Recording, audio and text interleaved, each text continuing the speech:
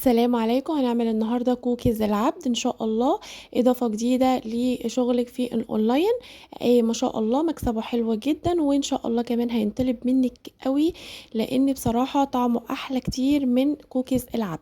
مقاديره سهله معايا: 175 جرام من الزبده اللينه، وعليهم 70 جرام من الزيت، ومعايا هنا معلقتين كبار من الحليب البودره، على 350 جرام من الدقيق، ومعايا 30 جرام من الكاكاو الخام الاسباني، ومعايا هنا 150 جرام من السكر البودرة. لازم ننخله علشان خاطر اي تكتلات فيه. انا طحناه في البيت، بس لازم برضو اطحنه، لازم انخله سوري، علشان خاطر ان هو يبقى معايا انسيابي، وكمان يهيش معايا على طول بالمضرب الكهربائي. ويبقى معايا كده سهل زي ما انتوا شايفين. ومعايا هنا قالب سما 200 جرام، قطعته مكعبات صغيرة زي ما انتوا شايفين كده. حابة تستخدمي دريم مفيش اي مشكلة معاكي، على حسب نوعية الشوكولاتة. وهنا حطيت بعد ما هاش السكر والزيت والزبدة ولونه فتح كده، وبقيت انزل بالسباتولا من الجنب علشان خاطر الجوانب دي تنضرب معايا كويس جدا ويهيش معايا. حطيت البيضة عليها فانيليا، وكمان ضربت كويس جدا لحد الفوم ما بقى معايا كريمي وعالي ما شاء الله زي ما انتوا شايفين كده.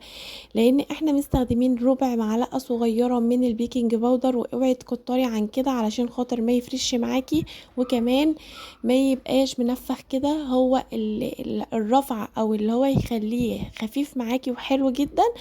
الضرب بتاعك في الزبدة مع السكر مع الزيت، هو دوت اللي هيخلي معاكي البسكوتة نافشة من جوه وحلوة جدا جدا جدا. ابتديت احط هنا بقى اللبن البودرة، وحطيت هنا الكاكاو، وحطيت الدقيق.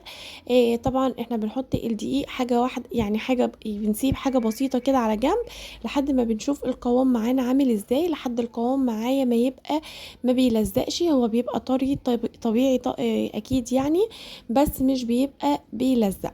المهم هنا بفضل اقلب بالياسباتولا علشان خاطر ايديكي لو اتحطت في البسكوت ممكن تنشطي مادة الجلوتين ويقفش معاكي البسكوت، ما تبقاش البسكوتة دايبة، هتبقى البسكوتة بتقطم معاكي رخمة جدا، لان كده عملتي فيها عرق. فيستحسن، يعني هو الموضوع متعب شوية، بس احسن لك علشان خاطر تطلعي بسكوتة حلوة وناجحة جدا جدا معاكي من اول مرة. انا عرضت البسكوت ده بكام؟ عرضت البسكوت دوت ب180 جنيه. مش عارفة كده سعره معاكم هيبقى مناسب ولا ايه؟ طبعا كل واحد منطقته بتختلف عن المنطقة التانية. انا لقيت ناس بتعرضه ب300 جنيه، بس الصراحة مش مستاهل كل المبلغ ده. هنا بصوا ايديا حطيتها لقيتها بتلزق، حطيت معلقة دقيق كمان. بس الاجمالي عندي كله 350 جرام من الدقيق، و30 جرام من الكاكاو الخام. طبعا انا هسيب لكم المقادير في صندوق الوصف عشان خاطر لو حابه تعملي لها سكرين. بصوا باخد بقى ايه كوره بسيطه كده، وبعدين بكورها وبحط كام واحده كده من الشوكولاته وبضغط عليها ضغطه بسيطه. انا حبيته ان هو يبقى شكله عشوائي شبه الكوكيز اللي هو بتاع نيويورك اللي هو الاصلي. ان شاء الله هعمله معاكم الفتره الجايه باذن الله، اللي هو الكوكيز الاصلي بيبقى محشي نوتيلا، وبيبقى طري شويه مش مقرمش زي دوت. ده الزيت معامل فيه قرمشه حلوه جدا بصراحه. البسكوت طعمه حلو مش هتقاوميه. طعم الكاكاو باين فيه مع طعم الشوكولاتة حلو جدا جدا جدا، اللهم بارك. طبعا اول ما اشتغلت كده سخنت الفرن عشان هيخش على درجة حرارة 180، قعد معايا بالظبط ربع ساعة، وطلعت معايا البسكوتة تحفة جدا. بصوا بقى انا بكور هنا، حابة تكوري الكورة اكبر من كده مفيش اي مشكلة معاكي.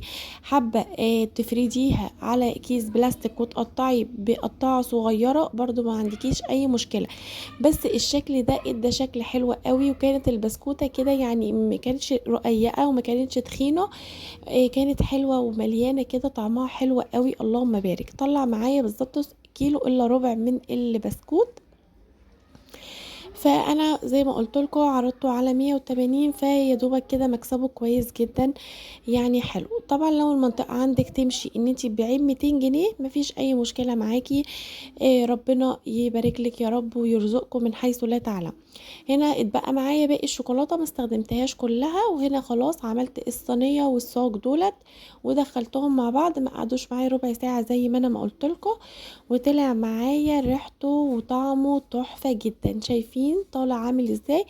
الشوكولاتة ما ساحتش، ما جرالهاش أي حاجة، ما شاء الله حلو جدًا، ما بيلزقش، ما دهنتش الصواني ولا الصاج أي حاجة خالص، هو كان في سمنته أو دهونه بما في يعني كفاية، حلو جدًا، بتحطي بقى في أي حاجة عندِك للتغليف، العلبة ديّة ليها غطا كبير كده وبتقومي عاملاها الدبارة الصوف دوّة بيبقى شكلها حلو جدًا، وبتطلّعي أوردراتِك حابة تطلّعي إربع هتجيبي العلب الكرافت الصغيّرة هتحطّي فيها إربع وما فيش أي مشكلة معاكِ خالص، خالص، وربنا يبارك لكم ويرزقكم من حيث لا تعلموا، أتمنى يكون عجبكم، ما تنسوش بقى اللايك والاشتراك وتفعيل زر الجرس علشان يوصلكم كل فيديوها